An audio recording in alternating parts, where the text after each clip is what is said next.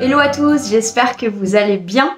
Aujourd'hui, je vais vous faire une vidéo assez rapide pour vous présenter ma pile à lire de février et commencer par vous remercier pour toutes les personnes qui ont voté pour la vidéo pâle participative du mois de février et mars. Merci beaucoup, donc c'était ma précédente vidéo.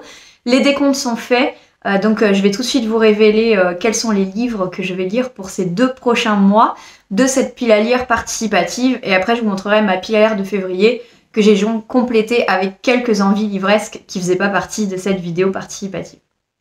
Donc je vais vous montrer les 6 livres que vous m'avez choisis en fonction des catégories. Je vais pas faire les catégories dans l'ordre, mais bon, je pense que vous allez reconnaître ces ouvrages, je vais pas vous les représenter, sinon je vous invite à aller voir la vidéo précédente. Mais donc en science-fiction, vous m'avez choisi Dark Run de Mike Brooks, qui me fait hyper envie. Moi, quand on m'a dit ça ressemble un peu aux Gardiens de la Galaxie, forcément, je suis attentive aux chroniques qui ont été faites et ça me donne hyper envie. Donc celui-ci, il sera là pour le mois de février. En contemporain, eh bien, vous m'avez choisi La vie en chantier de Pete Fromm. Il faisait énormément envie. J'ai entendu vraiment de très belles choses sur cet auteur, sur sa plume, sur ses livres qui sont apparemment vraiment percutants. Je me suis d'ailleurs procuré, vous verrez ça dans le book haul, Notre désir le plus ardent, je crois. Donc un autre ouvrage de lui, on va voir un petit peu, c'est chez Gallmeister. En tout cas, ça me fait vraiment très envie, donc merci d'avoir choisi ce livre. Pour les débuts de saga, vous avez choisi Gabriel. C'était très serré, à un vote près. Donc Gabriel de Marie Laberge, donc qui est ce premier tome du Goût du bonheur, contre les déracinés. Alors évidemment, je lirai les deux, mais voilà, Gabriel sera priorisé dans les 2 prochains mois. Il me fait très envie, donc merci beaucoup pour vos votes. Dans les livres historiques, vous m'avez choisi La librairie de Téhéran. Je suis quasi sûre que vous avez voté parce que la couverture était vraiment trop belle. Bon, on est d'accord que ça fait quand même quelque chose, hein, la couverture. C'est de Marjane Kamali, c'est aux éditions Hauteville, et voilà, il me fait très envie. On va suivre 2 époques, on va suivre l'Iran et les États-Unis. Donc voilà, très hâte. En plus, ça parle d'une librairie et d'un libraire, donc que du bon. Dans la catégorie thriller, vous m'avez choisi L'ultime expérience. Celui-là fait un peu l'unanimité, hein. Je crois que vous n'aviez pas très envie de Batman. Je le lirai quand même, hein. Mais voilà, L'ultime expérience de Bruce Benamran, voilà, qui me fait très envie également. Et pareil, ça a l'air d'être un thriller un petit peu science-fiction. Voilà, je suis pas sûre sur cet aspect-là, mais en tout cas, ça me fait envie. Et enfin, celui où il y a eu une égalité parfaite. Oui. Égalité parfaite, c'était pour les suites et fins de saga entre le tome 3 de Broadway Limited et le tome 2 de La Villa aux Étoffes.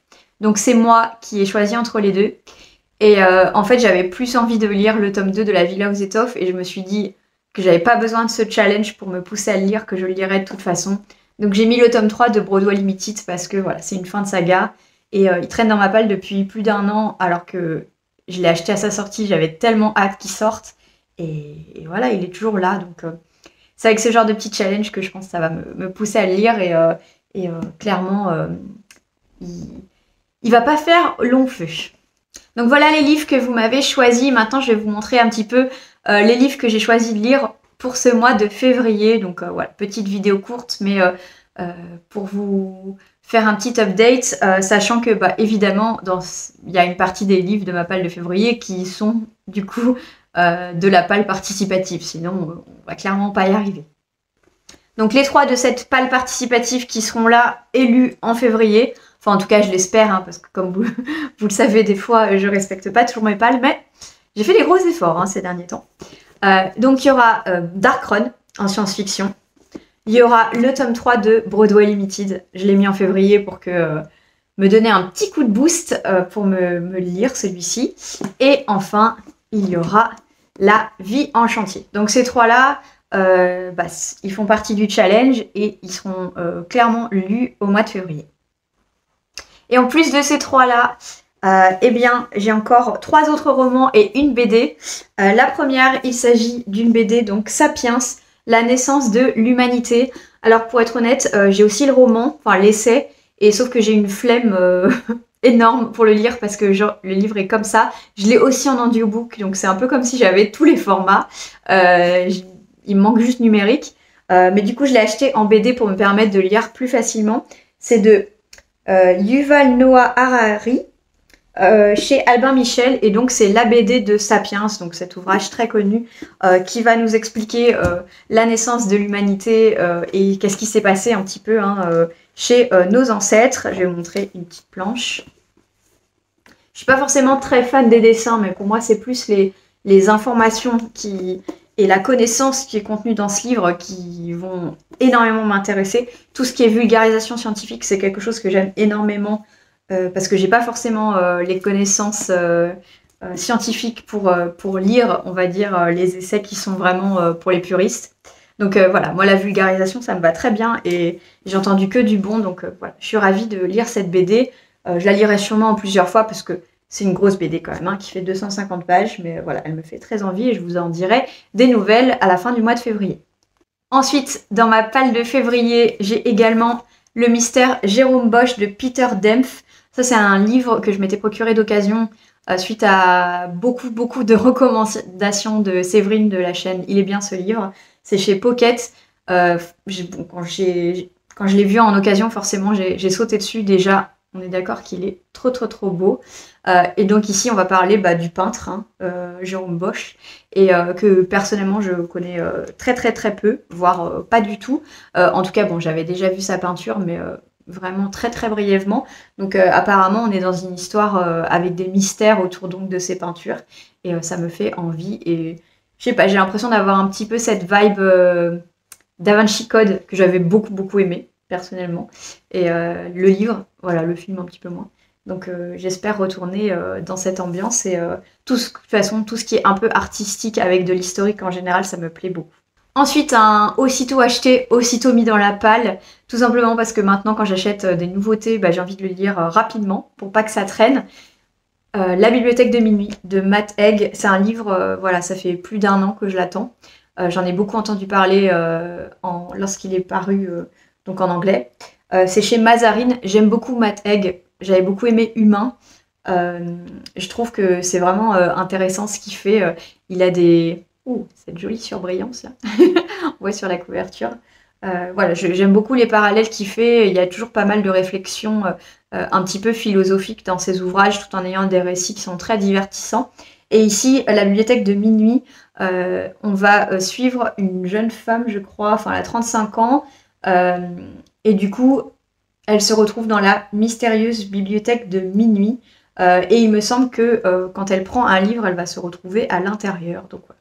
C'est un sujet qu'on a souvent dans ce genre d'ouvrage, mais que j'aime beaucoup. Et en général, ce sont des bonnes lectures. Donc j'ai hâte de lire la bibliothèque de minuit.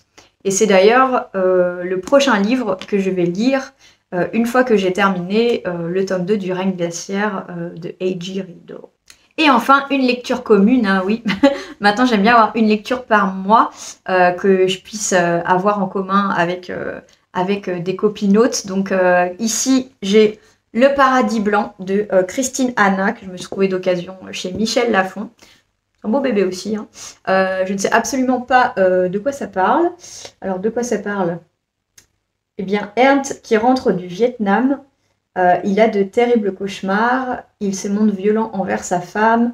Donc si je comprends bien, voilà, un vétéran du Vietnam qui rentre auprès de sa famille et ça se passe pas forcément de manière simple.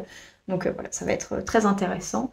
J'imagine le côté historique. Tout ce qui est guerre du Vietnam, honnêtement, j'y connais pas grand-chose. Donc ça va peut-être faire quelques éclairages historiques.